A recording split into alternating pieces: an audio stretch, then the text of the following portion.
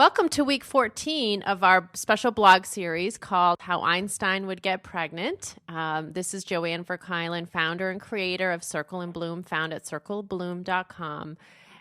This week, actually, we have a special guest, as we have been over the past couple weeks. I'm very pleased to have on the podcast with us today Helen Adrienne, who is somebody that I recently connected with, and I'm so happy to have connected with her because we have a very similar mindset about the mind-body connection and her specialty in the fertility and infertility space. And so I'm very happy to have Helen. Helen actually has decades, I think, of experience in general therapy, and in particular, she specializes in infertility counseling, couples counseling for infertility. And she runs a seminar workshop with NYU. So she can be found at, hold on one second. I'm just gonna start again, Helen, because I'm a little disjointed here on that. That's fine. So NYU, yeah. Should I mention stress reduction classes at NYU Fertility Center. Stress reduction classes. And you don't have to be a patient to attend. Okay. Stress reduction classes at NYU. Did you say something else after that? NYU Fertility Center. Thank you. That's what I was looking for. Yeah, and you don't have to be a patient there. Fertility classes. Okay. All right. So let me just start again. So welcome to week 14 of our podcast series called How Einstein Would Get Pregnant, a fun and educational way to look at the connection between the mind and the body and applying it towards trying to get pregnant. This is Joanne Verkuylen, founder and creator of Circle+Bloom, found at Circle+Bloom.com. Please check us out there. We also have written summaries of all of our blog series within this How Einstein Would Get Pregnant. We invite you to come in and also comment, please. We'd love to hear your feedback and thoughts on the ideas that we propose during this podcast and blog series. So today I have a very special guest, Helen Adrienne, who actually someone I just connected with, and I'm so happy that we have made a connection because we have a very similar approach and mindset towards the mind-body connection, in particular as it relates to fertility. Helen actually is New York City based. She's a general therapist, but she has a very strong specialty in infertility counseling. She does a lot of couples counseling for infertility, and she actually also runs a class at the NYU Fertility Center, stress reduction classes there specifically for, again, fertility. She's also just written a book, which is really what I want to focus on during this call and get her insight on. The book is called On Fertile Ground, Healing Infertility. And I'm very pleased, Helen, to have you on the call today. Well, what a wonderful introduction. Thank you so much. No, thank you for being on the call. Helen, if we could start off, first of all, kind of defining, just so we can set the boundaries, set the stage really for an in-depth discussion about the book and about your philosophies. But if you could kind of, within your own words, describe how you define the mind-body connection and specifically how it applies to fertility. Well, decades ago, in fact, centuries ago, the mind was given over to the church and the body was given over to the emerging science of medicine. And these days, it's all over the news that the mind-body connection is indisputable. There's been research since the 90s that makes it a moot point to even argue about. Recently, I went to a lecture by Deepak Chopra, and he had been given all kinds of heat 30 years ago when he first came on the scene for the mind-body connection by his own medical colleagues. And someone in the audience said to him, well, how did you contend with being, swimming upstream against this enormous flow of denial? Right. And he said something that really hits the mark, and it's so simple, it's almost laughable. He said, if you want to understand the mind-body connection, wiggle your toes. Right. Like hello. Love it. Right. Yeah, yeah.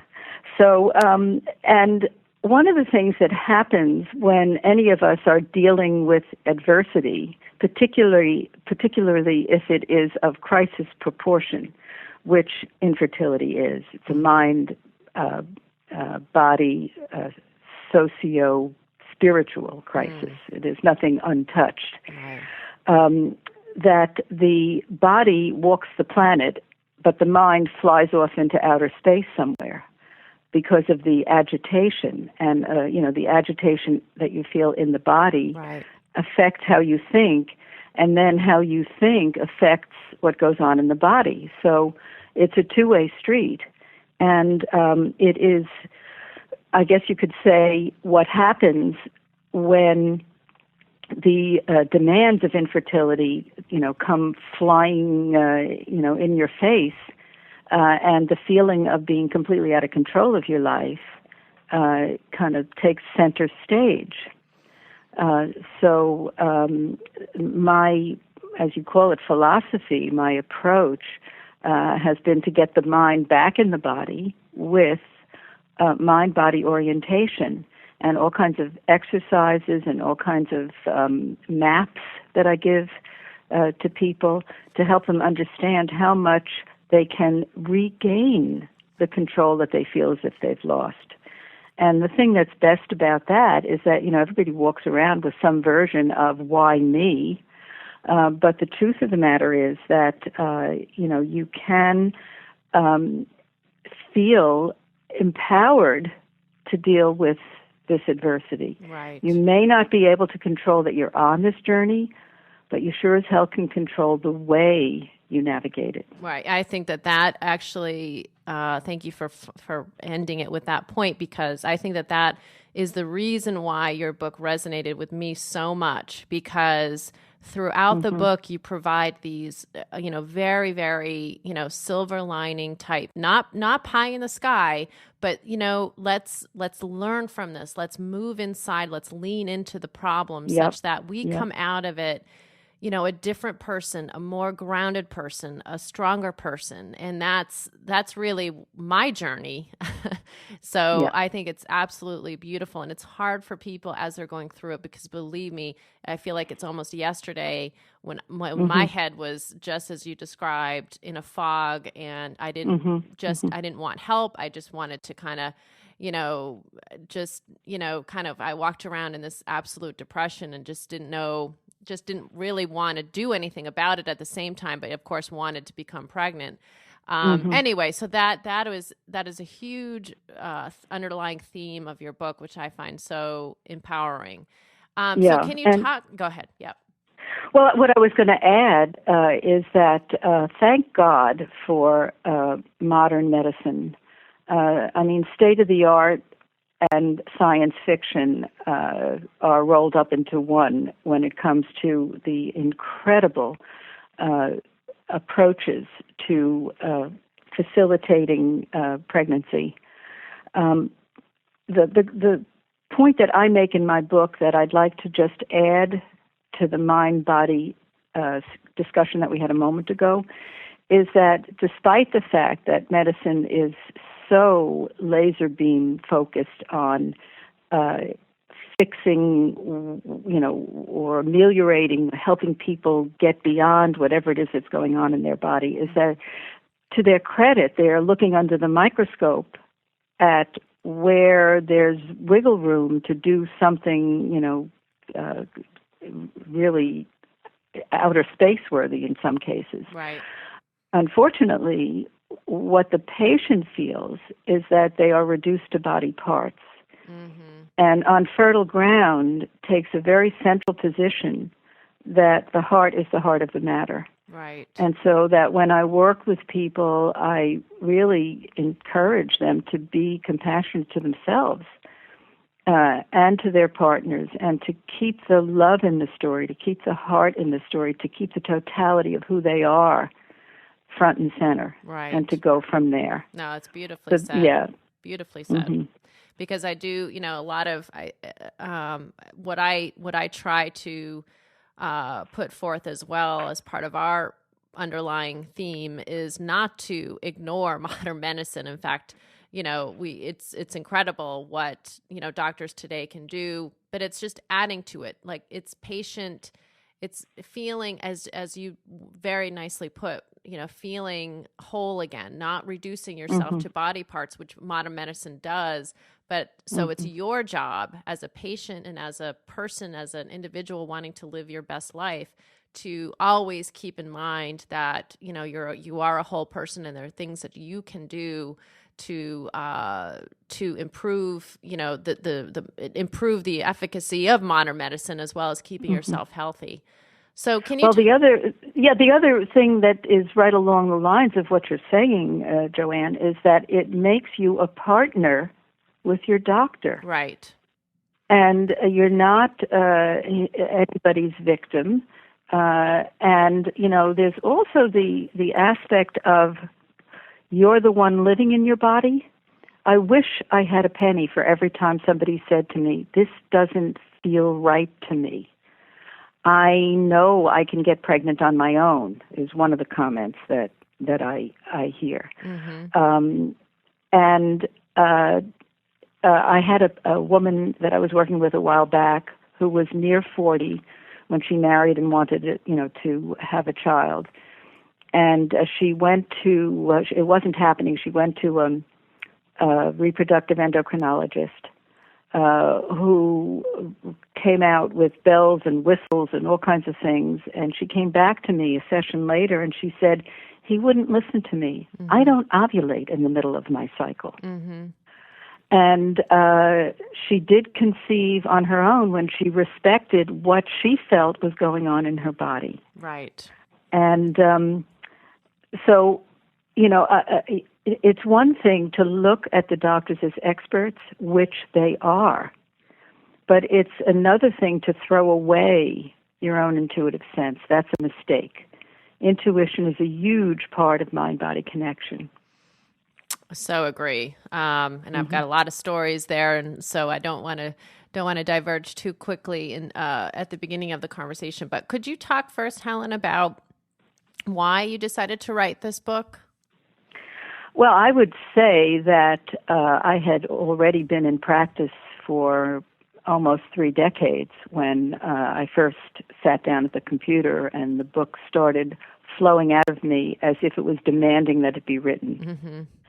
And also, I knew what was out there in the literature, and I was getting validation from patients that there was a dichotomy between the books that say, if you want to get pregnant, here's what you do, and they tend to be medically oriented, and sometimes they were even psychologically oriented, and other books that one of my former patients labeled the yoga kind of books, the Eastern approach to adversity, yes, but without a connection to the more concrete approach that was in the literature, which frustrated this particular woman very much. And when I put out my email to former patients, this is what I'd like to do, here are the questions that I have, if you'd like to be involved,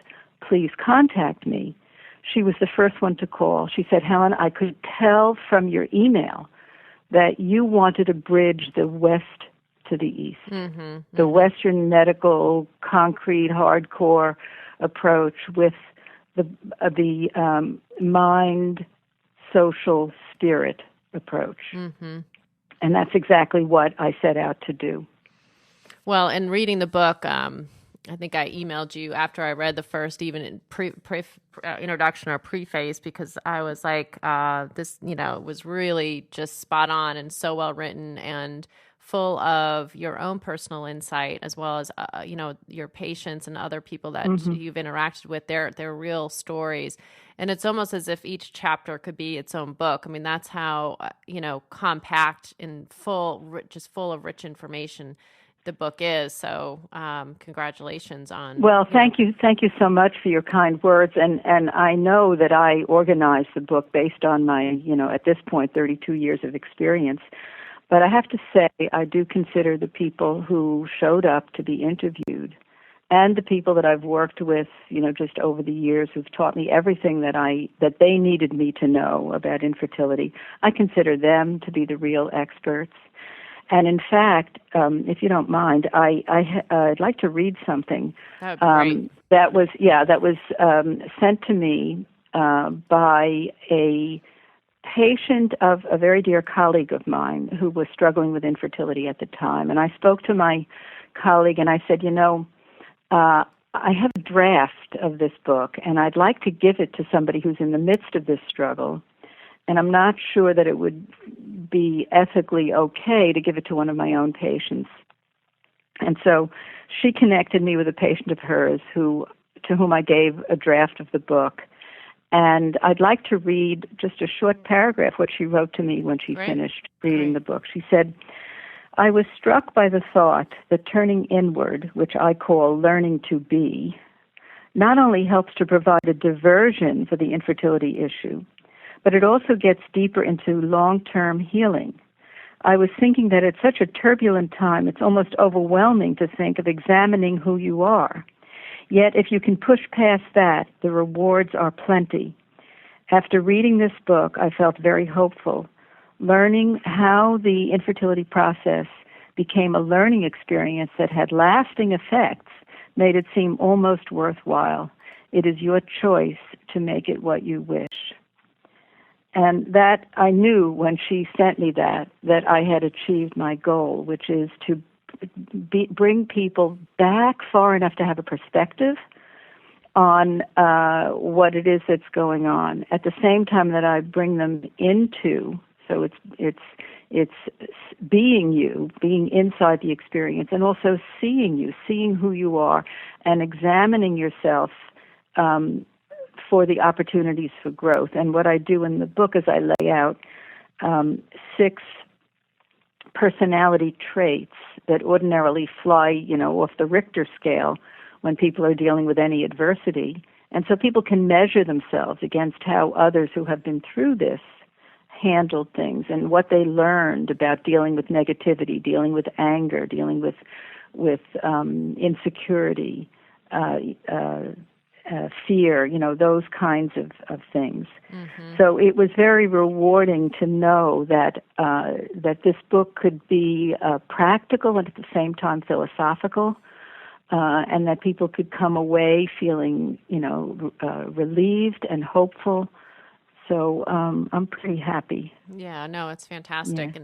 And this may be too hard of a question to answer because the book is very in-depth, as I said. But if you were to just summarize for the listeners on the call, the top, 3 to 5 things that you would recommend someone, who really wants to approach this situation in their lives at this point from a whole body perspective, from a mind body unity, as you had said, mind body spirit perspective, what would you suggest?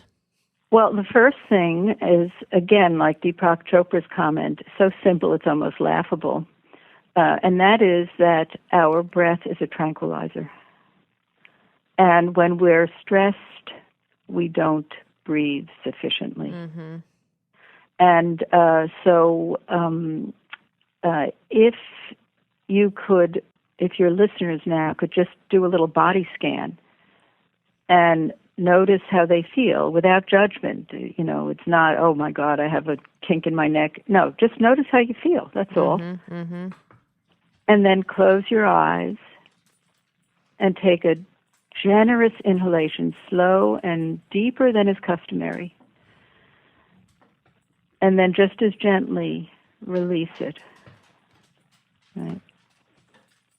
I have, on rare occasions, had people say that nothing is different. Most people say, wow, yeah, I do feel a shift, right? And so the question then becomes, if one breath can create a shift, what about purposefully breathing in that way, which is the first exercise that I teach in the book. It's called the relaxation response. And you don't have to have any fancy names. You don't have to have any fancy techniques. Just sit down, close your eyes, and breathe deeply for 1 minute. Right. Right. Now, of course, what helps with the relaxation response is that you're also clearing your mind. Right. Which is, I don't want to get into the details of that. But the point is that there's no way to be slapped with a diagnosis of infertility without immediately flying off into some variation of depression and anxiety. They are companions. Right. They're going to follow you around. And the idea is to come to understand that even if you have a history of depression and anxiety, there are ways to study yourself and to learn that you can rise above what feels like it's coming from inside and learn to manage it. And once you learn to manage it with not only experiential exercises, but also cognitive understandings, that your life can change and you get to go through the rest of your life with a set of techniques that will help no matter what it is that you're dealing with. And, and the thing is that, when you're in the midst of infertility, it's like, oh, this is never going to end, and worried about outcome and all kinds of things like that. But this is a phase that's not going to be forever, because it's going to get resolved by hook or by crook. And then if you're living on planet Earth, there's going to be something else, coming along. No, it's so funny because as we were just talking, my husband came in and he knew I was recording a call, and he was just kind of slamming things around in the kitchen and slams the door. And so a heat of anger just went through me completely. And I said, well, let me look at this differently. Let me do a breath, just like you just said, and center myself again. And I was able to let it go. So this is for absolutely the rest of your life. And I so agree. Yeah. And it reminds me very much of, I absolutely adore the work of Eckhart Tolle, who's written 2 powerful books, and The Power of Now and A New Earth. Right. And he's all about the greater consciousness and seeing yourself from above almost, but being present in your body, being present of your thoughts at all times, because you can just kind of lose yourself. And I think that it's all connected to this, and absolutely breathing is, being conscious. And I love how you said breath as a tranquilizer, your breath, centering yourself by focusing on your breathing. And that's why all of our programs and sessions start with a deep breathing, 3 deep breaths. And I'm sure the people who use the program kind of get sick of that part, but it's absolutely how we start off each session, is centering yourself with breath. So anyway, and to just put a semicolon and maybe add something to your label, drawn from Eckhart Tolle's title, The Power of Now. It's about being in the present moment. Right. And most people are looking backwards or looking forwards, and there's an expression, I hope it's okay to say on this podcast, but if you have one foot in the past and one foot in the future, you're peeing on the present. Right? I've never heard that. That's great. Yeah. I mean, and so, all we have is the present moment. That's it. Right. And it's perfectly natural to be worried about outcome. And it's perfectly natural to be using the past to predict the future. The problem with it being natural is that it's harmful. It doesn't help, right? And so if you can take a deep breath and say, that felt pretty good, right this minute, I'm okay. And then you take another breath and you say, right this minute, I'm okay, then you get to be okay a lot. Right. That's beautiful. Yep. So breath as the first point, focusing yourself in the present moment, and just learning how to be conscious of your feeling, of your body, feeling how you feel. So that would be the first. Yes, suggestion. And then I would say that another takeaway would be the feeling of satisfaction that we can walk around with if we learn that we can respond to adversity rather than react to it. And you just gave a beautiful example with letting go of that interference that you felt coming from your husband.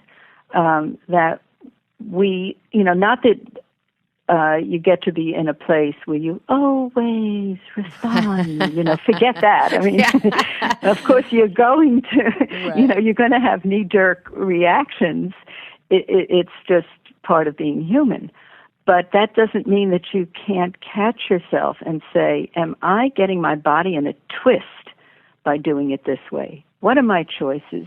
Let me just take a deep breath and clear a space for my brain to come back into the story so I can think about what else I can do. Right. No, that's great. And it's almost, it reminds me as well of the idea that if you hold resentment or if you're angry at somebody else and you keep that inside, it's like you're the one that's harming yourself. It's not helping you at all. It's maybe satisfying some ego need, but it's not helping you.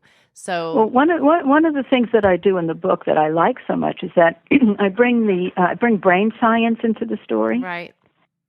And so you call it ego, which you're right, and then there is the limbic system of the brain, which is the place that holds emotion and memories, and so we those knee-jerk reactions are coming automatically. And what I've done in the book is I've made it clear to people who might, on many occasions, have made a promise to themselves, a New Year's resolution, whatever you want to call it, and then felt 3 minutes later that they're a failure because they couldn't sustain whatever they promised themselves. What I do in the book is I legitimize the normalcy of resistance to change. And I think that is a key point because, first of all, infertility comes barging into your life and changes it so that it's virtually unrecognizable, right? And so now what I had in my mind was to give people the tools to ride the wave of change rather than be swamped by it, to turn the tables on change, if you want to say it that way, to decide what you want to change, and then to give people ways to deal with their resistance, ways to deal with their unconscious mind, to come to understand the full picture. Because one of the things that always irked me about self-help books is that they are written in a way, they don't say it literally this way, but they may as well say, all you have to do is. Right. Well, come on, if all you had to do is, we wouldn't need your book. Right. What else is interfering? And I wanted to give people who maybe couldn't afford to come into therapy or, were averse to it for one reason or another, to still have something that I call bibliotherapy, that if they use this book as a guidebook, you can read it through and it's very readable, but if you stop on the places where there is this kind of information, and you discipline yourself, and you give yourself a chance to learn techniques, coping mechanisms that you didn't know before, without your own built-in resistance knocking you off course, then you're going to come out ahead of the game. Right. No, that's great. So what would you say then would be, do you want to add to your little takeaways, or? I think that, learning, the value of the breath, learning the normalcy of resistance to change. Right. And really understanding that you can respond rather than react, and thereby grow yourself and get to feel not only satisfied that you're not a victim, but then have a program to go forward into other adversities, that's a lot.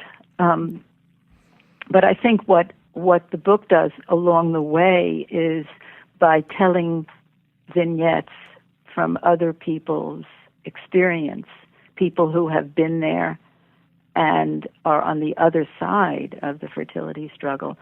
I think it really gives people, sort of like when you're climbing Everest, there's always a way station right, where you stop and adjust to the change in atmosphere and you rest, get ready for the next leg of the journey.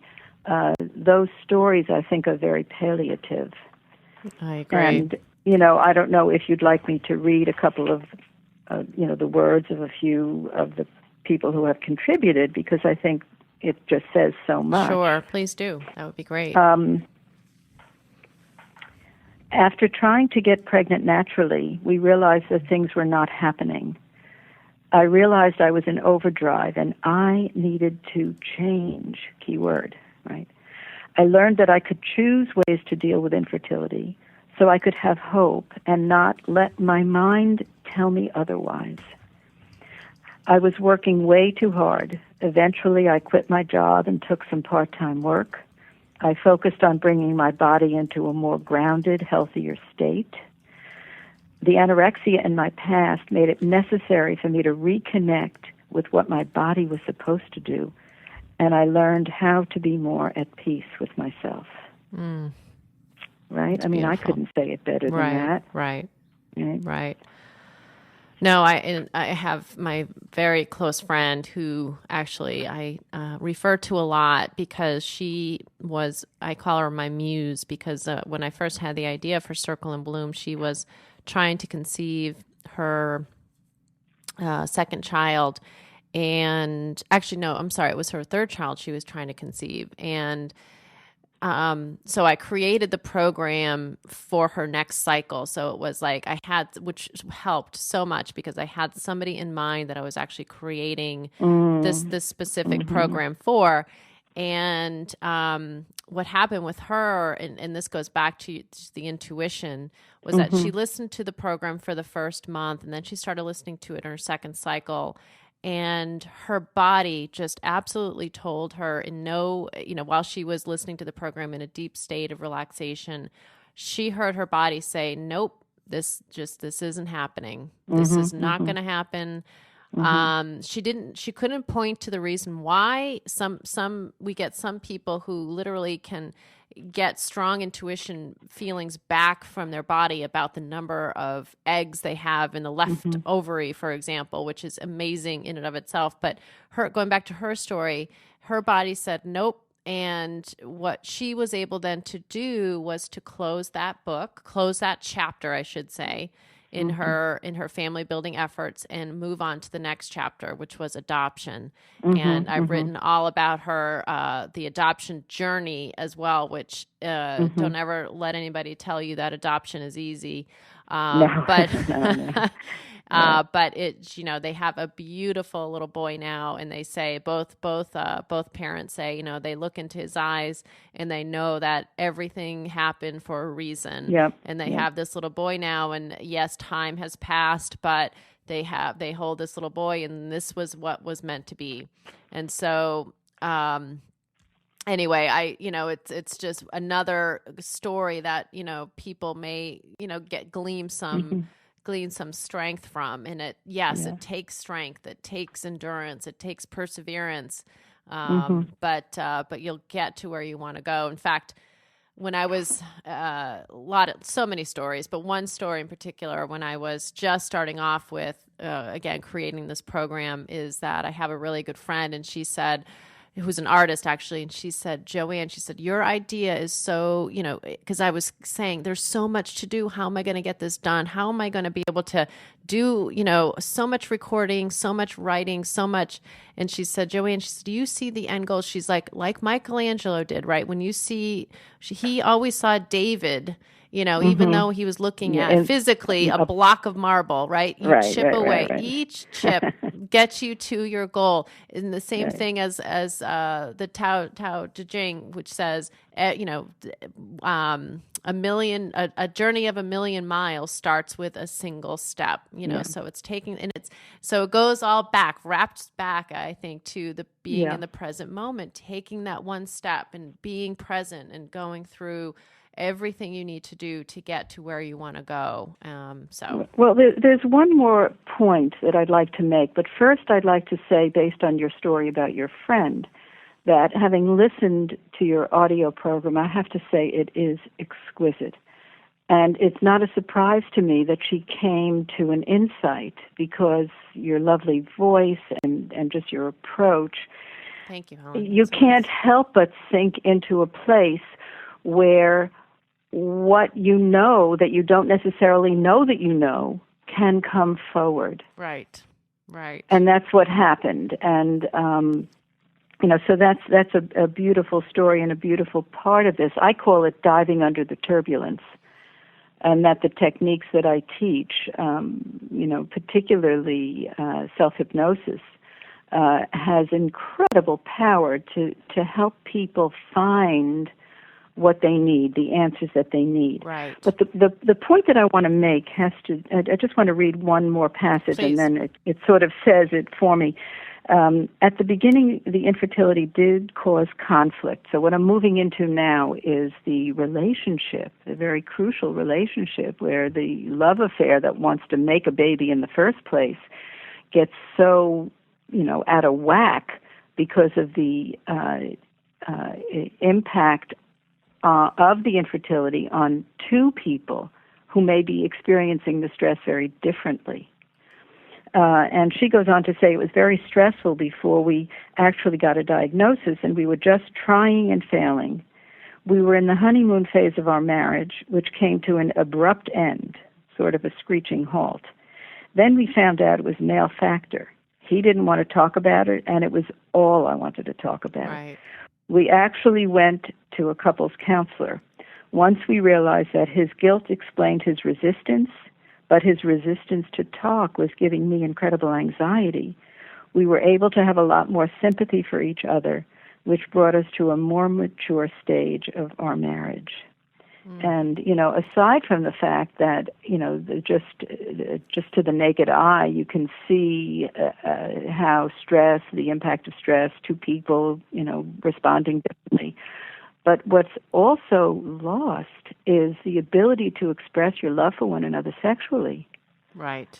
And, how, it's sex on demand is not a particularly sexy way to go. I've heard men say things to me like, she only wants me when she's fertile.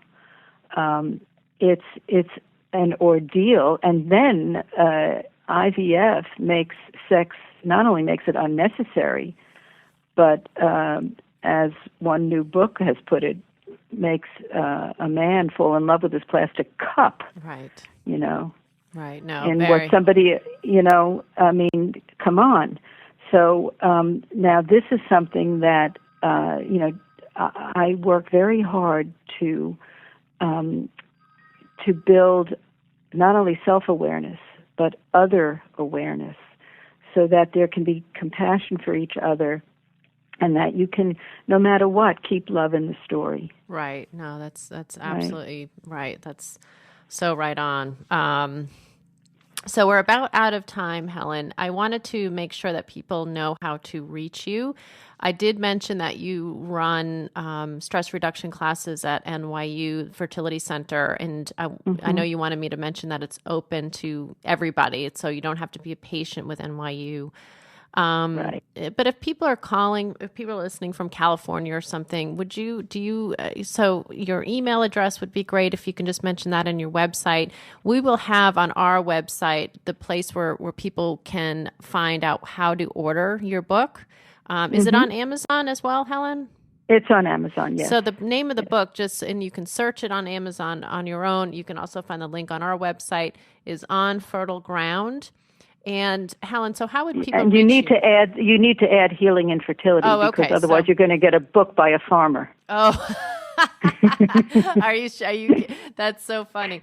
So On Fertile Ground, Healing Infertility, the author again is Helen Adrienne. His last name is spelled Adrienne. So Helen, how would people reach you besides finding your book on Amazon? Well, I would welcome phone calls, 212-758-0125. And I have to say that my training and experience and skill as a hypnotherapist makes it possible for me to work over the phone, because you mentioned something about California. Right. I worked with a woman in London a while back, and I'm more than happy to do phone sessions if people are out of the New York metropolitan area. My website is www.mind-body-unity.com, and my email is helen@mind-body-unity.com, and I'd be more than happy to hear from any of the people who are in the Circle and Bloom world. Great. And Helen, just repeat your telephone number one more time as well for people. Okay, it's 212-758-0125. Great. So, Helen, thank you so much. And again, people can find out all the information about this on our blog as well. So that's circlebloom.com/blog. And you can go right to week 14 of our How Einstein Would Get Pregnant blog series and find out all of the details there as well, which we will summarize for you. So thank you for listening. Thank you, Helen, for joining us today. Really appreciate your time. And thank you so much for the opportunity to get the message out, Joanne. Perfect. I appreciate it very much.